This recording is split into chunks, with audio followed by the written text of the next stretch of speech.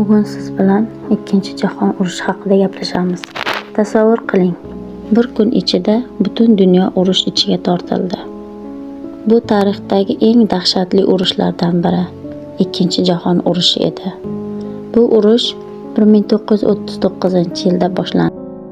Sabablardan biri Adolf Gitlerning agressiv siyosati edi. U boshchiligidagi Germaniya ko'plab davlatlarga hujum qildi. Natijada esa dunyo ikki qismga bo'lindi: ittifoqchilar va qarama-qarshi kuchlarga. Urush davomida janglar yerda, osmonda, dengizlarda olib borildi.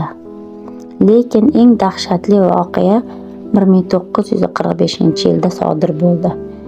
Tarixda birinchi marta atom bombasi qo'llanildi. Hirosima, Nagasaki shaharlariga tashlangan bu bombalar bir zumda 100 minglab odamlarning hayotini o'zgartirib yubordi.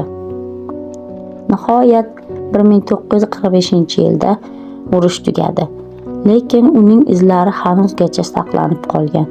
Bu urush bizga shuni o'rgatadi: tinchlik eng katta boylik. Agar sizga shunaqa tarixiy hikoyalar yoqsa, kuzatishni davom eting, chunki tarix bu shunchaki o'tmish emas. E'tiboringiz uchun rahmat.